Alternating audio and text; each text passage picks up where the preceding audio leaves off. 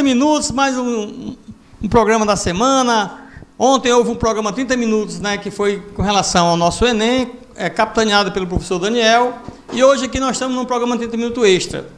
Daniel, dá um alô para a galera que está nos assistindo aí.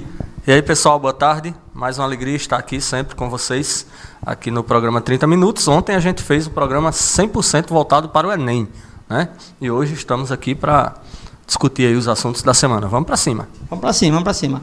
O que é que nós temos aí, né? Agora no mês de novembro, Daniel, vai acontecer uma grande operação aqui em Natal, né? É uma operação tradicional, internacional, que ela é chamada de Cruzex. Tem alguma coisa aí, Tapuã, sobre a Cruzex aí? Arrocha aí. Olha aí, ó. Faltou o som, né? Veio sem som. Ah, veio sem som? Tá bom. Mas passa aí só a imagem aí. Pronto, pessoal, essa é a Cruzex, ó. Né? A bolacha da Cruzex. Só isso? E não era a imagem lá da criança, lá? E a criança lá? Criança lá? Então joga também. Agora aquela já aquela ali compensa jogar aquela ali. Aí nós temos também a imagem que essa semana, agora dia 23, comemoramos o Dia do Aviador. Inclusive ontem, na Câmara Municipal de Parnamirim, tivemos uma homenagem com entrega de medalhas, né? Título do aviador, né? Que foi, digamos assim, foi indicação do vereador Ítalo, né? Ele fez essa indicação. Tivemos a presença lá do comandante da ala 10, presença do chefe de Estado-Maior, né? Que foi agraciado também. O DA, que é o nosso Coronel Amaral, e Coronel Márcio, né, que é o comandante do 1º e do 2º ETA, no caso, né, e o Coronel Eduardo, o comandante do GLOG, né. Eles foram agraciados, Daniel, com o título do aviador, né. Essa sessão solene baseou-se justamente, ela é um dia depois do Dia do Aviador, que é comemorado dia 23 de outubro, e no dia 24, aqui em Parnamirim, a Câmara instituiu, né, essa sessão solene para a entrega das medalhas dos aviadores. Entendeu? Muito bacana lá. Ontem estava Irandi Guedes, né? Irandi Guedes, né? Estava presente lá também. A Força Aérea estava presente em peso. E hoje de manhã, para complementar também, teve mais uma audiência pública sobre a aviação na nossa área aqui. Houve uma explicação do comandante da ala 10, que foi uma coisa muito bacana, o pessoal entendeu, né? E daí vai compartilhar mais informações futuramente aí. Mas vamos lá, cadê? Já chegou aí? Pronto, passa aí a vinheta do aviador para o pessoal ver como é que é. Tem som?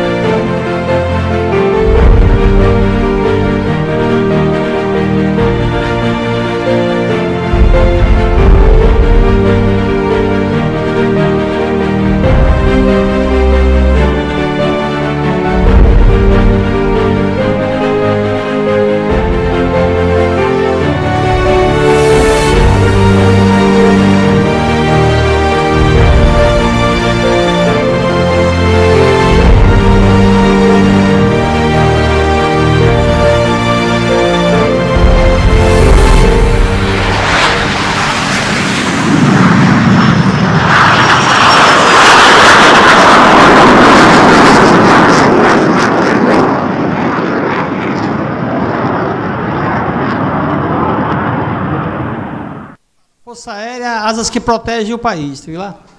É isso aí, muito legal. A história de Parnamirim está entrelaçada com a história da Força Aérea, né? Parnamirim, que foi a base lá o ponto de apoio, né, da Segunda Guerra, e é conhecido como Trampolim da Vitória. Então, muito legal aí Foi muito bacana. Inclusive, foi palavras do próprio Ítalo, que é professor de História, né? Ele fala que quando chega na aula lá com os alunos, que chega na Segunda Guerra ali, aí ele retrata especificamente essa relação que tem Parnamirim com a Força Aérea, né? Que é uma coisa muito, muito, muito bacana. É isso aí, muito legal. Vamos lá, segundo bloco aí, né? Vamos para cima. É bom que o relógio está parado. Daqui a pouco ele roda. O que é que nós temos aí, Daniel? O que temos é uma semana decisiva, né? Ixi, verdade. Faltam agora, hoje já é quinta, então tem sexta, sábado e domingo. Então estamos a menos de praticamente 72 horas aí. 2 dias livres. 2 dias livres e mais o dia da eleição, 72 horas aí para escolha do novo presidente, do novo governador. O presidente, eu acompanho sempre as notícias a semana inteira, e desde segunda-feira, não sei se os veículos de comunicação estão tentando aí dar uma esfriada na turma de Bolsonaro, mas assim, o clima já ganhou. O clima já falando sobre ministério, já falando sobre a composição do novo governo, quem vai ser o presidente da Câmara, né? E enquanto o adversário aí, Fernando Haddad, está correndo atrás. Todo dia tem movimentação, está indo atrás. Mas eu ainda não vi nenhum ministro dele lançado. Quem é? Não. Ele não lançou, né? Eu penso que... eu concordo com quem acredita que a fatura já está definida. É claro que todo mundo tem que ir lá votar, né? Sim. Se as pessoas não votarem, aí não se concretiza. Então, só pode haver realmente a vitória consolidada após a abertura das urnas, mas pelas pesquisas aí, parece que nós vamos ter algo em torno de 55 a 45, podendo chegar até a 60 a 40, né? Alguns mais otimistas e exaltados falam em 65 a 35, até 70 a 30, né? Mas eu acho que vai ser algo em torno de ali 56, 57, 58 para 43, 44. Vai ser por aí. Eu acho que é uma diferença de 10, 12%. Acho que vai ser por aí. Nessa linha aí, Daniel, eu estava assistindo aquele programa Pingo nos Is, o Moura Brasil lá, né? Ele fala que vai ficar na faixa de 19 milhões de votos de diferença, coisa por aí assim, né? É isso aí? Que é isso aí. 19 milhões de votos. É isso aí.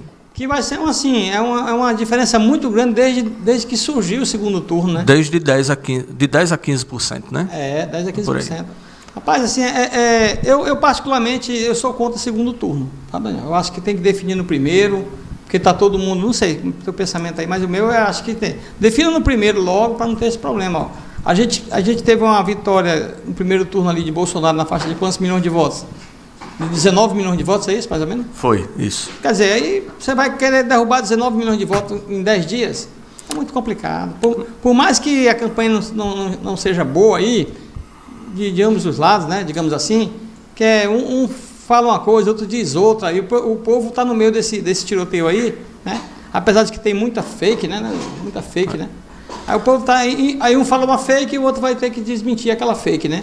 E esse time aí, hoje é muito rápido porque o WhatsApp, né?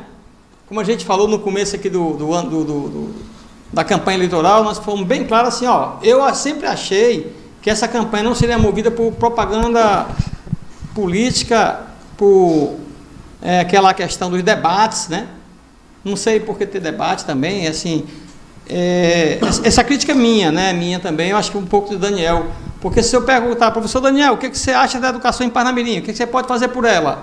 Eu tenho certeza que se eu contar o tempo ali, ele não vai gastar, no mínimo, aqui ao vivo, uns 40 minutos para falar. Uma única pergunta. Tu acha que não é assim, Daniel? O debate ele não perde muito valor? Com relação ao segundo turno, eu discordo, porque nesse caso agora é óbvio que o segundo turno foi desnecessário, né? Mas o segundo turno ele foi concebido na seguinte ideia: imagine uma eleição hipotética em que um primeiro lugar tenha 20% dos votos, o segundo lugar tenha 19%, o terceiro lugar tenha 18% e o quarto lugar tenha 17%. Né? Então você ter um presidente que vai ser eleito com 20%, um segundo com 19% e um terceiro com 18%, como já aconteceu em algumas eleições de governador e de cidades pequenas, acontece isso também. Sim. Então perder você... por um voto ali? Perder por um percentual muito pequeno e quando a soma dos oponentes é muito maior do que a sua, né? Então isso faz com que você não tenha a legitimidade da maioria. Então o segundo turno ele caracteriza a legitimidade. O segundo turno ele vem para legitimar que quem vai estar lá com a maioria. Agora, como tudo no Brasil... Então podia criar um terceiro também, né? Passaria por segundo turno 3 candidatos e no terceiro decidiria, então. O quarto, quinto. Aí o quarto não, certo. Mas aí é a questão da maioria, de que você, Bolsonaro, eleito, ele vai ser eleito pela maioria dos brasileiros, né? Mais da metade dos brasileiros... A maioria absoluta. Absoluta, claro. 50% mais um. Bolsonaro eleito domingo, ele vai ser eleito com mais da metade dos votos dos brasileiros. E, se fosse no primeiro turno, ele teria sido eleito com 46%, 47% dos votos, o que não daria a maioria. Então, o problema do Brasil... Aí, sim, né? O problema do Brasil é que tudo que tem a parte boa, alguém inventa já a esperteza, a sabedoria, a malandragem, né? Que aí, segundo turno, virou aquela, não, vamos esperar aqui e no segundo turno a gente apoia quem vai ganhar. Então, de modo geral, a classe política comete esse, vamos dizer assim, equívoco, mas que não é um equívoco, é uma malandragem, né? Para dizer, não, no primeiro a gente apoia até o mais fraco aqui, e no segundo turno a gente apoia quem vai ganhar, e a gente sabe, a gente está há muito tempo aí acompanhando aí esse movimento, a gente sabe o que acontece. Né? Mas eu digo assim, Daniel, a questão do debate, se o debate tivesse mais tempo, em vez de ser 10 minutos, vamos supor, propaganda política 10 minutos, em vez de ser um debate de, digamos assim, de 1 hora, fosse 3 horas de debate, porque você vai ter tempo de explicar. E a regra do debate também não é boa, viu, Daniel? Eu não acho boa aquela regra que estão fazendo, não. Eu pergunto, tu retruca, aí eu retriplico, faço a tréplica de novo. Você tem 1 minuto para falar sobre a educação, Meu olha. Deus do céu. 1 minuto eu não consigo falar sobre a educação. Eu mal falo o nome educação em 1 minuto. Exatamente. Então, e as linhas que tem são várias, né, Daniel? Eu assisti um debate muito bom, que foi o debate da revista Infomoney, que era um debate sobre economia, e o mediador ele fazia a pergunta, e ele dava de 5 a 10 minutos para cada um responder. Aí é bom. Né? Então já dá uma outro nível e não aquela troca de acusações, aquela coisa de desconstruir o oponente. Pronto, isso aí eu acho que... nesse momento aí, Daniel, eu vejo que a gente como cidadão, poderia ter, simplesmente o cara que está controlando o debate lá, ele poderia travar o microfone do cidadão lá. Mas se eu vou para um debate para falar de educação, por que eu vou falar mal de você? Não tem cabimento. Então, mas aí os canais de televisão vendem publicidade, vendem anúncio, eles querem audiência. E querem a briga. E aí se também... Querem a briga. Se for só o candidato também contando suas propostas por 10 minutos, o brasileiro também não está acostumado a isso, ele fica cansado, né? De modo geral, as pessoas já não... Vamos por eliminação. De modo geral, as pessoas já não assistem televisão. Não assistem. Quando assistem, é o Jornal Nacional. Sim. Com o celular na mão. Então, quando passa alguma coisa interessante lá na TV, você desliga ali o olho por aqueles instantes ali, que é o que está acontecendo agora com você que está nos acompanhando aí. Com certeza você está nos acompanhando e está no Instagram, está no Facebook, né? Então, você vai zapeando ali. E aí a audiência hoje é uma audiência falsa, porque na hora que o Ibope dá que o Jornal Nacional tem 7% de audiência, 7% de aparelhos de TV ligados, mas o aparelho está lá sozinho, né? A pessoa não está conectada com aquilo. Por isso que eu também concordo com você. Ora, bolas, se o Jornal Nacional tem 7% de audiência... Que é o top, né? Que é o top, imagine um horário eleitoral. Que não é nada de gratuito, é descontado nos impostos das empresas. Então, que o povo repudia, né? Pois é. Repudia o horário eleitoral. E aí, quem liga, ataques.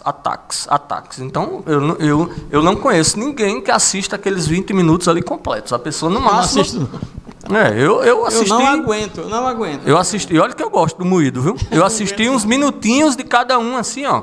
Fragmentado, sem paciência. Mas é porque é o seguinte, o que eu faço? Eu pego depois o resumo em um jornal essas TV aberta aí, que ele vai comentar, no momento tal, eu falo isso aqui. Por exemplo, essa semana houve uma reunião lá do PT, tava o Haddad, tava Chico Buarque, tava os figurões ali na parte, e apareceu aquele Mano Brown, né? É notícia isso aí. O Mano Brown apareceu, ele falou a verdade ali dentro, né? Porque o que aconteceu com esse partido aí foi que ele perdeu o link com a população. Que nas campanhas anteriores, se você prestar bem atenção, Daniel, esse link foi muito forte para eles. Então o Mano Brown fala para todo mundo, pedir voto aqui dentro de casa, pedir voto dentro da minha família é fácil. Vai conquistar o que tem lá fora. Agora, a comunicação daqui de dentro, lá para fora foi perdida, a tendência é você perder a eleição. Aí quando ele falou isso aí, muita gente bateu palma, outros ficaram chateados com ele, né? Mas a verdade, às vezes, ela precisa ser reavaliada, né? aqueles momentos aí, não é isso mesmo, Daniel? Foi muito parecido com o que aconteceu com o Cid Gomes lá no Ceará, foi muito parecido. Dizendo a verdade para quem não está muito disposto a ouvir, né? A ouvir, né? Assim, eu vejo como o Cid Gomes ali também, Daniel, a questão do futuro ali, né? O Cid Gomes está mostrando aquilo ali, que no futuro ele está pensando em alguma coisa. Por exemplo, daqui a 4 anos, se ele for candidato, ele ou Ciro novamente aí, apesar de que Ciro tinha prometido que se afastaria da política definitivamente, que eu acho que não vai acontecer, mas ele fala muito claro assim, que daqui a 4 anos vai mostrar o Ciro e o Cid como, digamos assim, os ícones da esquerda no país. Vão tentar tomar essa vaga do PT. Aí a briga vai ser grande, saber quem é quem. E o Cid se elegeu senador, né? Vai ter mandato. Aí vai ter mandato, vai ter visualização, porque quem se elegeu, no caso, para a Câmara Federal não aparece, né? O deputado federal não aparece, agora o senador aparece. E o Cid, com o Ciro, sabem fazer o trabalho direitinho de marketing. Foi muito boa a parte de marketing deles, você não achou, não? Sim, com certeza. Foi sim. Eles tiveram E teve um sentimento de traição, né? O Ciro Gomes eternamente vai colocar no PT a fatura, o boleto dele não ter sido presidente da República, porque na cabeça deles, não sei se isso iria transformar-se em resultado, mas na cabeça deles, de Ciro Gomes, por exemplo, se Haddad fosse o vice dele, ele iria para o segundo turno com chance de ganhar de Bolsonaro. Então, na cabeça deles, daí a transformar isso em realidade é uma outra história. Mas na cabeça deles também penso assim, viu, Daniel? Também penso assim, até porque não seria o PT na cabeça, né? Exatamente. Então, essa vontade anti-PT está muito grande. Sim, né? sim. É isso mesmo. Eu penso assim mesmo. Ciro se sente injustiçado mesmo, porque não foi apoiado pelo PT. Mas E o PT também vai pagar também por um preço de querer o poder de toda forma para si, né? Porque o normal seria, não, eu fui envolvido em escândalos de corrupção, eu fui envolvido em tudo que deu de ruim nos últimos anos. Exatamente. Então, eu me envolvi em tudo isso, então eu vou dar um passo atrás, eu não lanço um candidato a presidente, eu lanço o vice de alguém aqui da centro-esquerda, né? Faltou também essa humildade aí, digamos assim. Esse pé no chão aí. Faltou pé no chão aí, viu? Faltou pé no chão. Porque quem tinha maior chance, digamos assim, de um embate contra Bolsonaro realmente era Ciro Gomes. E na minha visão, logicamente que tem analistas políticos aí que estão dizendo esse cara tá doido, né? Esses dois caras estão malucos aí. Não, mas é por aí. Mas mesmo que a gente não concorde que Ciro ia ser eleito presidente, mas ele tem o direito de pensar que ele não foi presidente porque o PT não foi leal a ele como ele foi leal ao PT. Com certeza. A própria Gleice Hoffmann, em palestras dela, ela chegou a afirmar que o Ciro jamais, né? Ciro jamais. Então, o presidente do partido chegar e dizer isso aí, logicamente que Lula deu respaldo para ela falar isso, né? É muito forte para o candidato como Ciro Gomes, que esperava realmente o apoio incondicional do PT, né? Que não houve de forma alguma. Tanto é que no segundo turno, quando terminou ali, você vai ficar com quem? Ele não, né? Ele disse assim. Mas na sequência ele abandonou o PT. Ele foi embora. Viajou, foi descansar, foi andar de trem lá na Europa. Aí depois de 2 semanas que já estava a coisa definida para Bolsonaro, ele vai dizer, não, eu vou dar um apoio aqui condicionado. Eu não sei que condição foi essa. Foi de não falar o nome? Foi de não vir para cá, para o Brasil, para defender a bandeira? Não sei, tem que analisar o que é que ele quis dizer com aquilo ali. O que é que você acha? Não, eu acho que é mágoa mesmo. Na política, a mágoa mais recente é a mais forte. Foi a mágoa mesmo de pensar assim, eu não sou presidente por causa de vocês. Eu acho que é assim. Porque ele não pensava nem em arriscar, não. Ele achava que ganharia, né? Porque com certeza o PT deve ter oferecido o ministério a ele, venha para cá, subir no palanque com a gente, você vai ser ministro. Eu acho que até mandaram ele escolher qual é o ministério que você quer. Porque ele tinha envergadura. Negociaram com ele isso aí, né? Ele tinha envergadura para escolher qualquer ministério, o ministério que ele quisesse. Né? Porque ele foi legitimado por mais de 10 milhões de votos. Então, ele podia escolher e dar a entender que ele optou por não fazer essa escolha. Acho que foi mágoa mesmo. E aqui no estado, hein, Daniel? O que você vê o estado aí? Aqui... Está indeciso? Acho que depois da eleição a gente tinha uma expectativa de que a vitória de Fátima Bezerra do PT fosse realmente consolidada, mas nos últimos 15 dias, semana passada e essa semana, eu, pelo menos, não sei se vocês concordam, que estão nos acompanhando aí, eu vi um crescimento notável de Carlos Eduardo. Né? Crescendo, não né? só de prefeitos, porque hoje a gente estava até discutindo isso lá em Veracruz, um abraço aí para os amigos de Veracruz. Um abraço para o Marco Cabral aí, ó. E o que acontece? Em eleições anteriores, a quantidade de eleitores que acompanhavam o prefeito era maior do que hoje.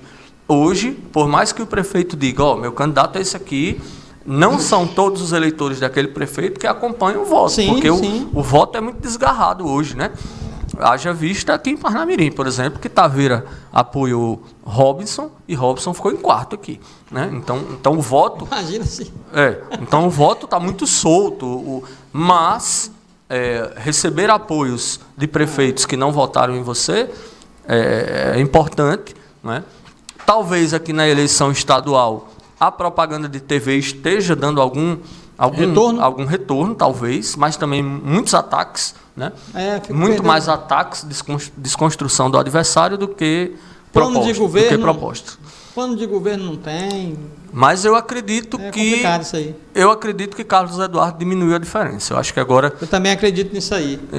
Teve também a casadinha com Bolsonaro, que por mais que não seja uma casadinha oficial, Bolsonaro nunca declarou apoio a Carlos Eduardo. Verdade. Carlos Eduardo é do partido PDT, que é de esquerda. Né?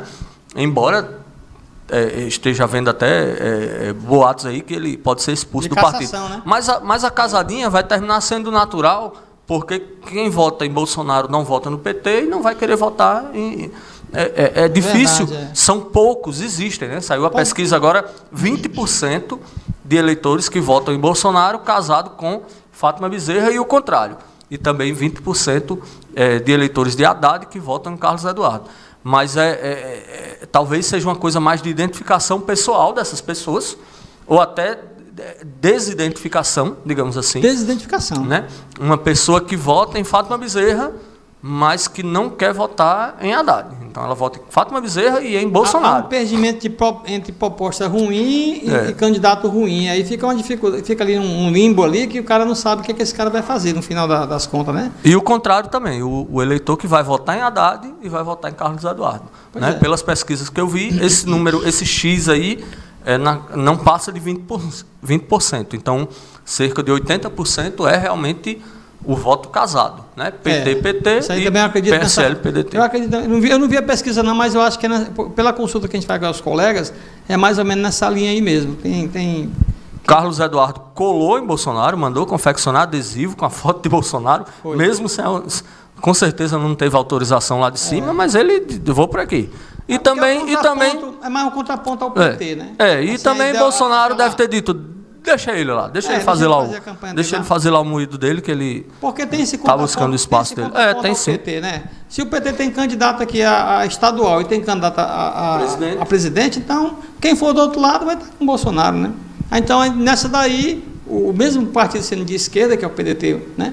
Ele vai juntar-se ao partido de direita, como é de Bolsonaro, para pegar aquele pessoal do centrão ali. Centrão não é aqueles partidos de centro, não. É a pessoa que está com a tendência a centro né, centro-direita ou centro-esquerda ali, né? Nem a direita, nem a esquerda. Nem a esquerda, aquele cara está no meio que está observando aqui, qual a proposta desse cara? A família é ruim, não sei o que é bom, então mas a proposta dele é boa? O que ele fez por Natal? O que a outra fez no Senado? E daí essa análise é justamente esse povo que está no centro aqui. E que é muita gente, viu, Daniel? Muita gente. Esses 20% aí, pessoal, atenção aí, que pode definir a campanha no estado aqui. Para que esse 20% tender, a campanha vai se definindo. E o termo centrão, agora, a partir dessa eleição agora, dá para dar uma relativizada. Geraldo Alckmin teve 7% dos votos, né? 6%. Então, juntando PSDB, PP, DEM, Solidariedade, quer dizer, juntando os 8 partidos, deu 7%. Então, esse centrão aí, na verdade, é um centrinho. E que, diga-se de passagem, é um bom candidato, viu, Daniel? Geraldo Alckmin é uma pessoa qualificada. Mas, infelizmente, juntou-se com quem a população não reconhece mais, não visualiza, não vislumbra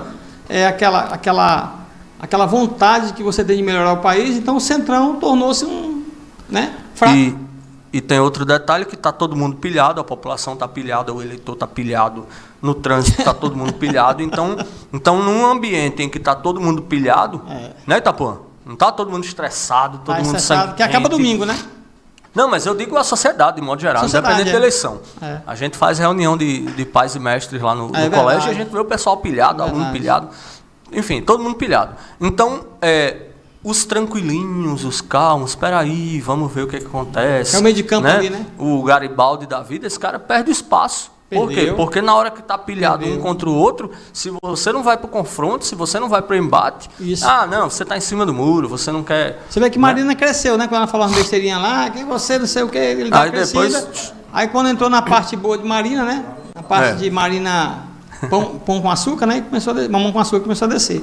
Mas assim, Daniel tem razão nisso aí, mas eu garanto uma coisa para vocês, gente. Depois de domingo, os ânimos se acalmam, porque não tem mais disputa, já vai ser definido, vai ser corrida atrás de propostas, né? Vai se analisar as propostas dos candidatos, viu, Daniel? Não é mais, fulano é isso, ciclano é aquilo, não, isso aí vai acabar, porque domingo define quem é o presidente do país, né? E a partir daí, todo mundo vai correr em cima do plano de governo que está registrado lá no TSE. Cadê o plano? Vamos agora analisar o plano, que são esses 3 meses finais, para fazer ajuste com a equipe, tal, transição, e começa uma nova fase do Brasil, se Deus quiser. E torcer para a gente... O que aconteceu na campanha de Dilma e Aécio, bora, Itapuã. O que aconteceu na campanha de Dilma e Aécio é que um ganhou com 51, o outro com 49. Muito próximo, né? Então, uma semana depois, já estava aquele ambiente de novo de confronto, né? Então, se a gente tiver um cenário aí mais elástico, o presidente eleito com uma folga maior, com a legitimidade maior, é importante porque acalma um pouco os ânimos e deixa o cara governar, deixa o cara fazer o trabalho dele, né? Acho que a população tem que dar... vingança, né? A população tem que dar 1 ano ou 2 a Bolsonaro, como deu para os outros todos. Aí, daqui a 1 ano, daqui a 2 anos, começam a ser feitos as análises. As análises. O que cresceu, o que não cresceu. Eu acho que, todo mundo sabe, eu por essência sou liberal, né? O que eu mais admiro em Bolsonaro é exatamente a conexão dele com a parte liberal. Eu até publiquei no meu Facebook hoje o que Bolsonaro tem de melhor, né? Que é essa parte liberal de desestatização, né? Abertura de mercado, o americano. Máquina pesada. Eu comentei hoje com os professores lá no sistema, talvez o maior erro do PT tenha sido o seguinte: o Brasil está aqui, o Brasil é um país desse tamanho aqui, do tamanho das minhas mãos aqui. Aí você tem uma China desse tamanho, de um lado, e você tem uns Estados Unidos desse tamanho... Gigante do outro lado. Doido para investir em tecnologia, doido para investir em eólica, doido para investir em energia solar, doido para investir no que for, tecnologia, né, startup. Os caras estão cheios de dinheiro, doido para investir. Quem está querendo investir... procura alguém que esteja aberto para o investimento. Justamente. Então, você faz parte, né, de um grupo familiar. Vocês têm um negócio lá com a sua família. Aí, seu filho tem um negócio lá no ramo de alimentação. Aí, o investidor chega para ele e diz, eu tenho 5 milhões aqui para investir, a gente vai investir os 5 milhões no negócio, e daqui a 6 meses a gente começa a repartir o lucro. É claro que você vai se abrir para esse negócio, né? Aí, o que é que o PT fez? Ideologicamente, o PT se fechou para os Estados Unidos. A China nunca teve abertura aqui, essa é a verdade, só o que o PT tem interesse. E aí o PT pega o que tem, o Brasil é desse tamanho, podia estar negociando com um país desse tamanho desse lado, com outro país desse tamanho desse lado. Aí não, o Brasil desse tamanho vai mandar dinheiro para Cuba, que é desse tamanho, para a Venezuela, que é desse tamanho. Ou seja, no lugar de você receber dinheiro de fora para aquecer sua economia, você pega o pouco que você tem e... mas é a questão humanitária, não é ideológica, tal, que seja, mas você só pode repartir depois que você tem. Isso. Primeiro você tem que fazer o bolo crescer para depois repartir o bolo. Então eu acho que o maior erro do PT foi esse, foi se fechar. Fechar o mercado, né? E aí agora paga o preço. Eu fico olhando, eu admiro muito aqueles países ali do Oriente Médio, né? Os Emirados Árabes, Dubai, Bahrein. Termo econômico. Econômico, exatamente. Mas em termos comportamentais, eles também estão terminando se abrindo, já foram muito mais fechados do que já é. Então veja que até a questão comportamental ela é influenciada pela questão econômica. Não, mas o exemplo é que aqueles países... forma de governo, né, lá, né? Sim. Forma de governo. O que eles fizeram? Eles pegaram o boom do preço do petróleo, da bonança, eles transformaram a bonança em algo futuro, bom mesmo, em algo em bom futuro, mesmo, né? E nós transformamos bonança, eu não sei em quê, né? Em dívida, em empréstimo, né, que não teve retorno, né? Hoje está aí o país para receber o que foi emprestado, não está recebendo bilhões, sei lá, milhões de reais. Ó, o Itapuã está chamando o avião ali, ó. Tá dizendo a você ali que game over. Terminou mesmo, Itapuã, tem certeza. Mas enfim, então aqui foi a análise que nós fizemos aqui. Isso aqui é de coração, não tem maldade contra ninguém. É uma realidade, essa realidade também foi exposta por várias pessoas aí. E tem quem concorda, quem discorda. Né? Quem discorda aí fica na mente de vocês, que estão os internautas aí para discordar. Nosso amigo Jorge discorda, um abraço para nosso amigo Jorge. Pô, um abraço, Jorge. Eu mandei para ele a matéria. A gente gosta muito de você, viu, Jorge? Pode ter certeza. Eu mandei para ele a matéria de Paulo Guedes e no final ele disse: discordo de tudo que ele disse. Tá certo. Por isso que a democracia é para isso mesmo. Eu concordo com tudo que Paulo Guedes disse. E ele discorda, então a democracia está aí. Agora, eu lembro o seguinte, que quando terminar domingo, a gente vai terminar lá a eleição, na segunda-feira o país vai correr normalmente. E hoje o cara falou uma coisa muito interessante. O governo federal é um trem que tá andando e o piloto, que é o presidente, vai ter que subir nele, ele andando. Não pode parar. As instituições são fortes nesse ponto aí. Elas não deixam margem para pensamentos contrários. Ela está sempre em frente ali. E você precisa entender o seguinte, que o Brasil é nosso. O Brasil é de todos nós.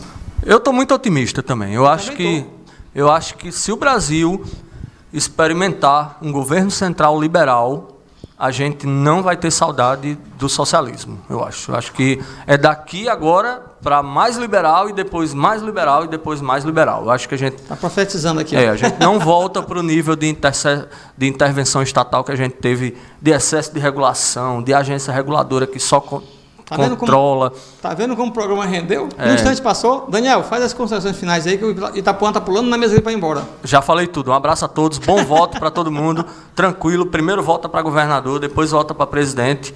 E domingo, 5 horas da tarde, estaremos aqui para fazer a apuração. Fazendo aqui a divulgação, aqui, fazendo esses comentários e tudo.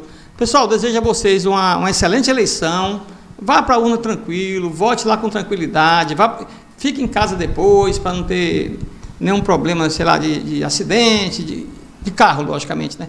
Para não ter nenhuma dificuldade. Vai lá, bota a sua camisa do seu eleitor, pode, né? Pode, né? Sim. Bote a camisa do seu candidato, vá tranquilamente na rua, vote e fique em casa aguardando os resultados das urnas, que tenho certeza que Deus digamos assim, Deus é consciente, onipresente nessa hora e vai escolher o melhor para todos nós. Programa 30 Minutos, mais um programa 30 Minutos terminando aqui. E até a próxima semana, se Deus quiser.